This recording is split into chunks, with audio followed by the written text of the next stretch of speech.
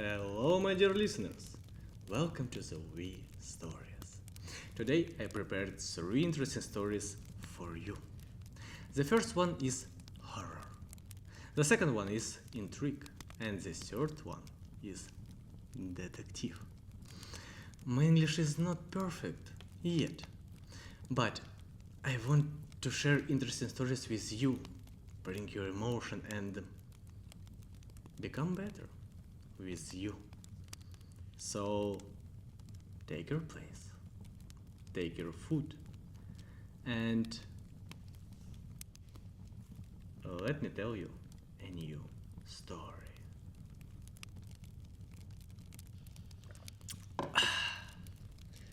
The voice from apartment 407.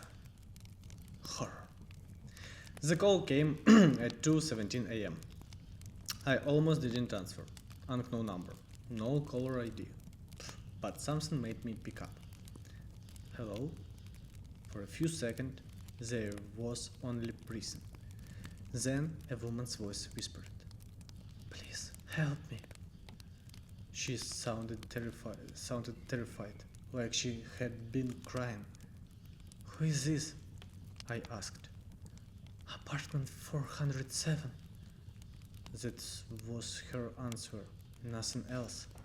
"What's wrong?" Then she said something strange. "He is inside." I sat up immediately. "Who is inside?" No answer, only silence. Then a loud crash. The woman screamed. The call ended. I stared at my phone, trying to process what had happened. Then I looked at the number again and noticed something. The area code was local. Very local. The apartment building was only 5 blocks away. I knew the building. Everyone did. Because it had been abandoned for years. Sorry. No tenants, no electricity, no one living there. Especially not in apartment 407. Because apartment 407 no longer existed. It had burned down 12 years ago, along with the woman who lived inside. Then my phone vibrated. A new message from the same number. Just 3 words. "He's behind you." My blood turned cold. I froze. For a moment I couldn't move. Then I turned around. Nobody. The apartment was empty. I laughed nervously, trying to calm myself down. Then my phone vibrated again. Another message. This time it contained a picture. An old photo. Black and white. Apartment 407. Before the fire, I zoomed in, and my stomach dropped. Standing near the window, a man.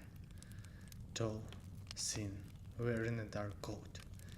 His face was blurred, almost erased. But that wasn't the worst part. The date on the photo was 2013. One day before the fire, then I noticed something written on the back. A sentence, written in red ink. It said, "He comes back every 12 years. My hands started shaking, because this year was exactly 12 years later. Then the phone rang, same number. I answered immediately. The woman was crying. "You have to come, now." "Who are you?" I shouted. Then she whispered, "I was the woman who died in 407. The line crackled. Then one final sentence. The sentence was made me grab my case. "He's already waiting in your apartment." The call ended. I stood there in silence. My apartment suddenly felt different. Smaller, darker, like someone was watching me. I grabbed my case. and left immediately. 20 minutes later, I stood in front of the abandoned building, apartment 407, or what was left of it. The building should have been empty, but it wasn't. A light was shining upstairs, on the fourth floor, apartment 407. I entered the building. The stairs grounded beneath my feet. Fourth floor, room 407. The door was closed, but not locked. I pushed it open. Slowly, and froze. The apartment wasn't burned, not inside. Everything looked untouched, exactly as it must have looked 12 years ago. The clock was still running. The television was on. A kettle was boiling, as if nobody had ever left. Then I saw him, standing by the window. The man from the photo, the dark coat, the blurred face. Only now I could see him clearly. My heart stopped because I knew him very well. The man turned around and smiled. It was me, older, much older, at least 20 years older. I couldn't breathe. Then he spoke. "You're final here." The exact same words from a nightmare. Then he pointed to a photo on the table, a recent photo taken yesterday in my apartment. I was sleeping and someone was standing behind my bed, the older me. Then he finally told me the truth. The woman from apartment 407 never called me. Not really. Every message, every photo, every call came from him, from me. Then he smiled sadly before saying one final sentence, the sentence that explained everything. Apartment 407 isn't a place. It's a date, April 7, the day you will die. The lights went out, and when they returned, he was gone. Only one thing remained, a calendar open to today's date, April 6. Tomorrow was April 7. The end of the story. So guys, what do you think about this story? Write in the comments. The second story. I found a letter from myself. Intrigue. The letter arrived on a Tuesday. Nothing unusual about that at first. White envelope. No return address. No stamp. Just my name, written by hand. I opened it immediately and froze, because I recognized the handwriting. It was mine. Exactly mine. Every letter, every detail. My heart started racing. Then I looked at the date. 2047 year. 21 years in the future. I laughed, nervously. Someone was playing a joke. Then I started reading. Hello, Michael. If this letter reached you, then the experiment worked. I stopped smiling. The letter continued. I am writing this in 2047, and you must trust me. I kept reading. Against my better judgment. Then came a sentence, one that changed everything. It said, "Do not marry Emma." My stomach dropped. Emma was my girlfriend, and in 3 months I was planning to propose. The letter continued. You won't believe me. I didn't either. But if you marry her, 3 people will die. I stopped reading. My hands were shaking. Then my phone rang. Emma, I answered, and before she could say hello, I heard a man's voice behind her. Then Emma laughed and said, Michael, there is someone Here who wants to meet you. Then the man spoke. My blood turned cold, because I recognized the voice instantly. It was my voice. I nearly dropped the phone. My heart was pounding. Then the voice laughed, the exact way I laugh. Michael, we need to talk. The call ended, just like that. I called Emma back immediately. No answer, again, nothing. Then a text message arrived from Emma. One address, no explanation. I drove there immediately. An older warehouse, near the river.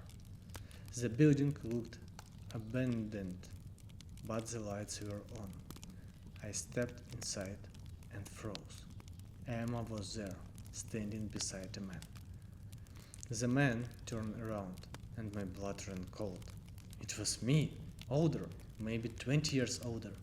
Same face, same eyes, same scar on my eyebrow. The older man looked tired, broken. Then he held up a photo, a recent photo, dated 2047, the same year from the letter. I looked closer and nearly stopped breathing.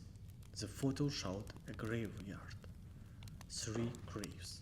One belonged to Emma. One belonged to my brother. And the third belonged to me. I looked at the older version of myself. What happened? He closed his eyes, then answered. I made a choice. The wrong choice. Then he handed me another page, torn from the letter. A page I hadn't received until now. Written at the bottom were 6 words. Words that terrified him. The message said, the future is already changing.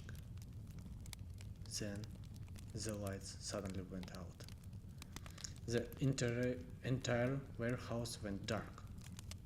And somewhere in the darkness, someone whispered, "You're too late." The voice came from the darkness, not from Emma, not from my older self. Someone else was there. The lights flicked, then returned. Emma was gone. My older self was gone too. Only the photo remained, lying on the floor. The graveyard photo, the one from 2047. I picked it up and froze. It had changed. One of the graves was gone. Emma's graves, no longer there. My heart started racing. The future had changed. The warning was real. The letter was real. Then I heard footsteps behind me. I turned. Emma stood there, confused, scared. Michael, who was that man? I didn't know how to answer, because I wasn't sure anymore. Then I looked at the torn page again. There was more writing, words that weren't there before. The message read, "You saved her, but not yourself." My blood ran cold. Then another sentence appeared, the final sentence, the one of my future self never wanted me to see. It said, Emma was never the reason. I stared at the page, unable to breathe. Then the last word appeared slowly, letter by letter. You are. Suddenly, everything made sense. The warnings, the letters, the fear in my older self eyes. He wasn't trying to save Emma. He was trying to stop me, because sometimes in the future I would make a decision, a terrible decision, one that would destroy everything. Then my phone vibrated. One new message from an unknown number. Only 3 words, sent from the year 2048. The message said, I failed again.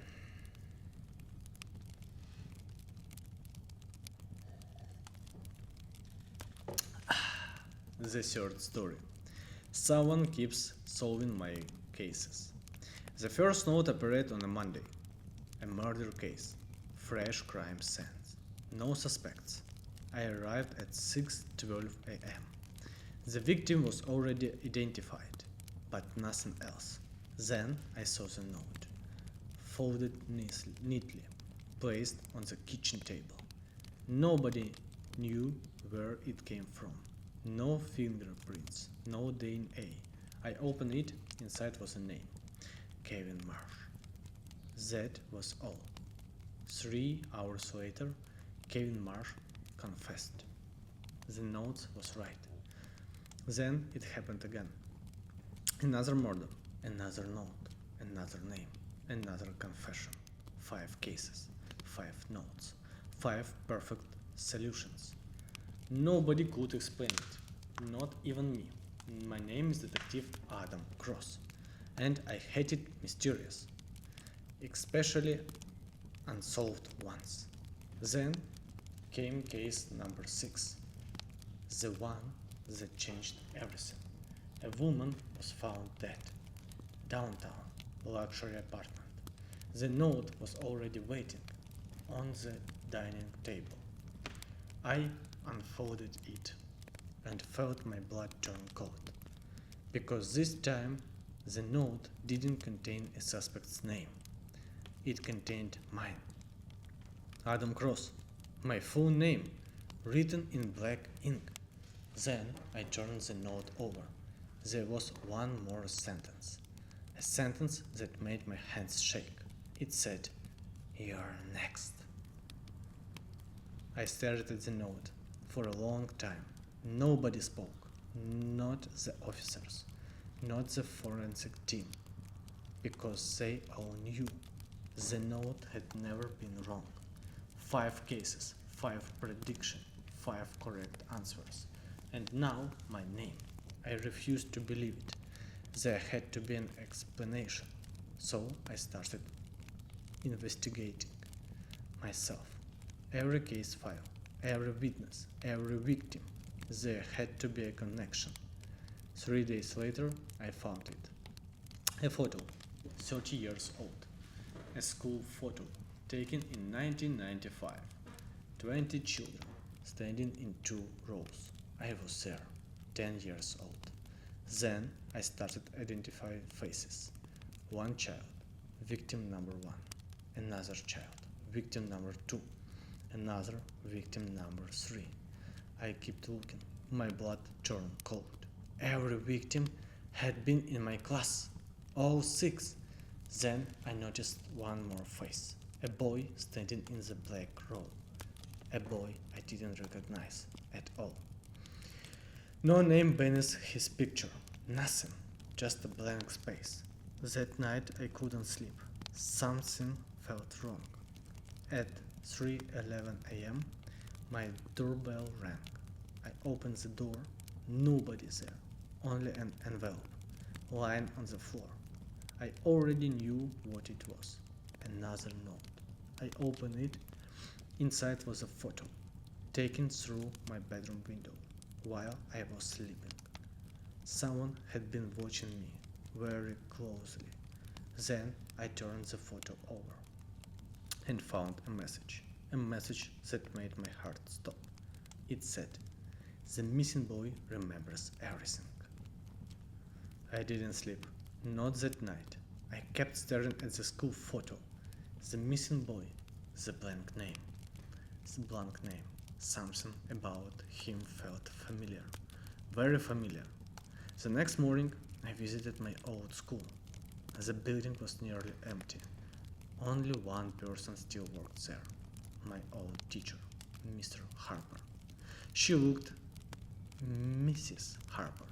She looked nervous when I showed her the photo, very nervous. Then she whispered, "You weren't supposed to find that." My heart started racing. What's happened to him? Mrs. Harper looked away, then answered, "He disappeared after the accident." What accident? The color drained from her face, because she realized something. I didn't remember. Then she handed me an old newspaper, dated 1995. The headline read, "School bus crash injures 7 children." 7 children, the exact number of victims. Then I saw the names. Victim 1, Victim 2, Victim 3, all 6 names, and one more, the missing boy. Then the memory returned, like a lightning strike. The bus, the rain, the bridge, and the boy crying for help. I remembered everything. We left him behind, all of us, the adults, the children, everyone. The boy disappeared, and nobody ever looked for him. Then my phone vibrated. One final message. No number, no sender, just a photo. A recent photo, taken today. I was standing outside the school, looking at my phone. Someone had taken the picture seconds ago. Then I turned the photo over and found the final note. It said, "Case solved." Then another they buried beneath it, the last line, the one that explained everything. I was never solving your cases. I was counting. 6 remembered, 1 remains. Then I heard footsteps behind me, slow, approaching. I turned around and recognized the face immediately. The missing boy, not a boy anymore, standing there, smiling. The end of this story. So, thank you, my dear listeners, for spending this time with me. If you like the story, please like, subscribe, and I'm waiting for you tomorrow, because tomorrow you hear a new interesting stories. Thank you and have a good day. See you again soon, my dear listeners.